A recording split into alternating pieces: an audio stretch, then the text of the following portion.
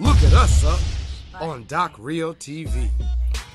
All right, so back to my review of the, I found my cord after graduation there. Back to my review of the Cruiser, RazorX Cruiser. All right, so one of the things I did like about this Cruiser is that it does go 10 miles an hour. It's nice and smooth and steady. You know, it's not that fast, so you can really use it in close, in proximity of like a lot of well-populated area or something where there's a lot of obstacles in the way. You can use this to maneuver. It's really easy to maneuver. One of the things I didn't like I said before, was the tail. As you can see, as you can see, the tail is pretty small. And with the tail being so small, if you were to put your foot too far off the end, you'll end up slipping off the end of the board. And for a real skater, it's kind of difficult, it's kind of challenging to get used to, unless you're like, longboard skaters would be used to it because that's just something. But if you're like a street skater, if you're a vert skater, something like that, you're used to having that little bit of extra tail to put your foot on to, kind of even slow you down. Sometimes you like to even, just do a 50-50. 50-50s are even difficult. So, so I'm always afraid that my foot's gonna fall off the back end.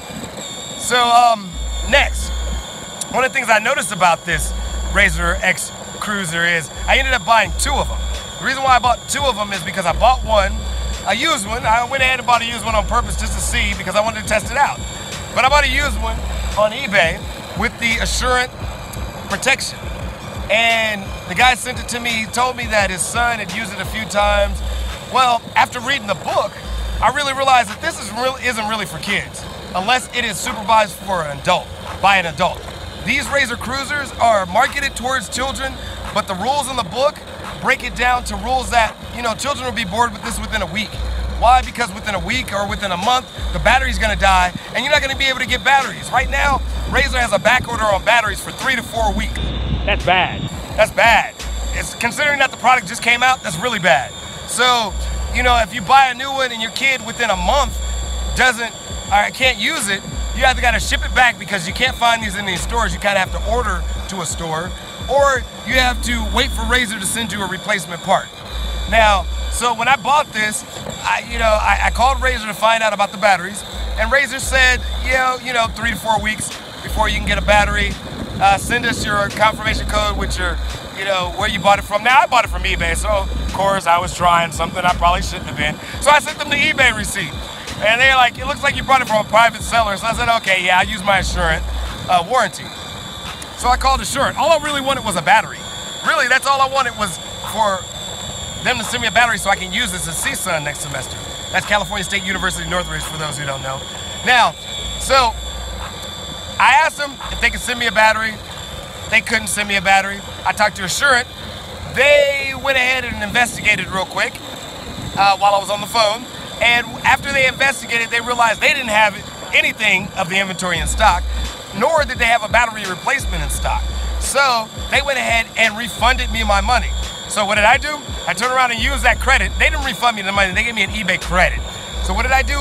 I took that eBay credit and put it towards another board. Same exact situation, except this time, when I looked at the board, online I could see that whoever owned this used this in the store that they were trying to sell it in, and the wheels were still shiny. Like as if it was never written. So I ordered that one in. Now I have 2 boards.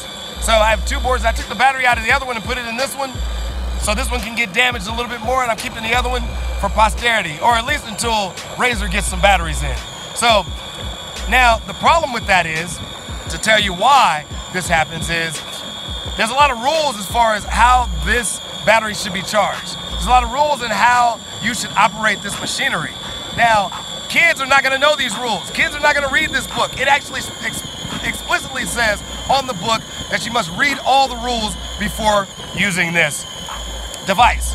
Now, part of it is the charger itself has a red-green light on it, the actual plug-in charger. Now, not only the plug-in charger, but the system that's being charged has a red light on it, and it has 3 red gold and green lights, red, yellow, and green lights on it to let you know it's charged. Now, when you plug it in, the charger should have a red light on, if it's not charged, of course. And the blinking lights on your board should be it charging, showing its way up, plus the power button blinking because you didn't have the remote turned on. When the power button is on and the remote's not turned on, the power button is blinking because it's trying to sync with the remote. So don't worry about that so much. But worry if you see all your lights on, fully colored on, and your charger on green, and you go to push the button and the light just blinks once and goes off. That's your battery dead, or there's some other problem with the connection. So now, they say you're supposed to charge this device for 8 hours, all right? Immediately after the power is drained. So when the power is drained, you need to turn the power off on your RazorX Cruiser and then turn around and make sure that you plug it in immediately. Now, if it's not charged, if it's not charged on a regular basis, the battery will die. If you leave the battery on, or the power on while you charge it, the battery will die. And what I mean by die is it will die and it won't be able to be recharged again. It just won't be able to recharge again. It's a lithium-ion battery and it has memory, but for some reason the memory gets crazy on these devices. So let me see what else. It said if you leave it on after you use it and don't turn the power off and you don't charge it, it can also kill the battery. So there's a lot of rules that kids are not going to really pay attention to. They're going to get off the board, leave it on. When they get back, they're going to plug it in, forget to unpush the button. They're probably going to leave it on. And another last rule, don't charge it for over 24 hours.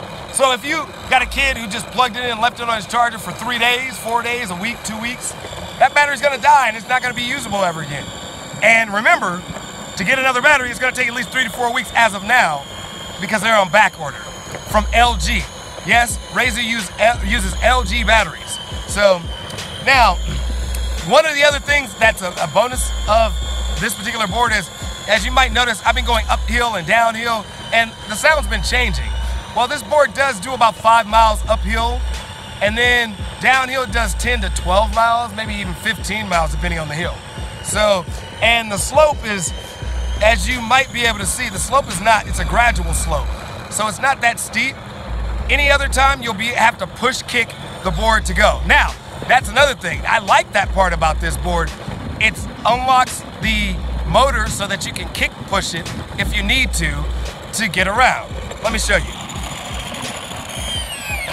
Whoa, I almost fell because the brakes are quite sensitive. Okay. So be careful with the brakes too. So as you see, the board, you have to kick start it in order to get it going anyway, but you can kick the board. It's just noisy. That's one thing I don't like. It's noisy. But you have to get the board to at least 3 miles an hour before the motor kicks in from the remote control. So you have to kick start it anyway.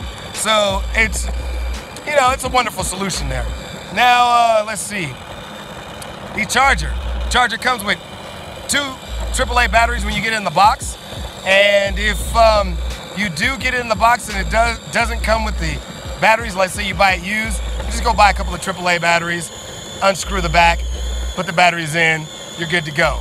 That's pretty much it. Oh, I can show you some other tips, but most of those tips are already in the videos about this particular device. So I'm just giving you a breakdown from a user's perspective. This is Doc.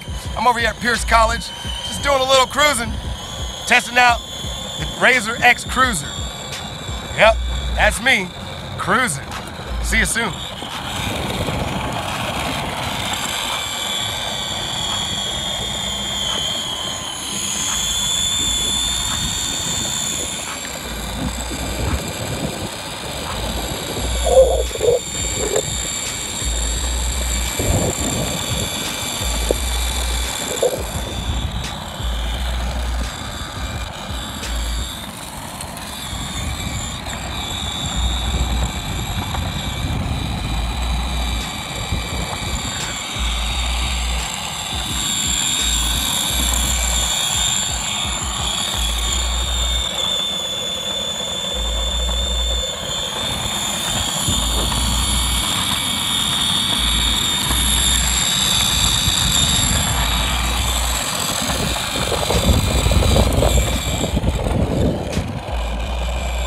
Peace. I'm out of here.